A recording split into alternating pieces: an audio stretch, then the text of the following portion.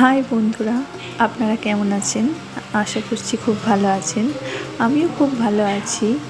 আজকে আমি আপনাদের সাথে শেয়ার করব আমার শ্বশুরের জন্মদিনের ভিডিও। এই দেখুন, আমি সবজিগুলো কেটে নিচ্ছি। যেহেতু শর্ট ভিডিও, তাই বিস্তারিতভাবে ভিডিও দেওয়া সম্ভব হয়নি।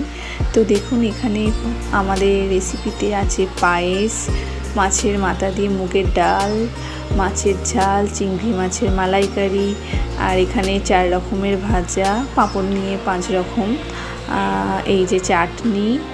আর এই যে দেখুন, এখানে আমি আমার শ্বশুরের থালাটা খুব সুন্দর করে সাজিয়ে নিয়েছি। এবার জন্মদিনে খাবার সেহেতু খুব সুন্দর করে একটু পরিবেশন করার চেষ্টা করেছি। এখানে আমি দিয়ে দিয়েছি খেতে। আর এই যে ইনি হলেন আমার শ্বশুরমশাই, এনাকে আমি খাবার দিয়ে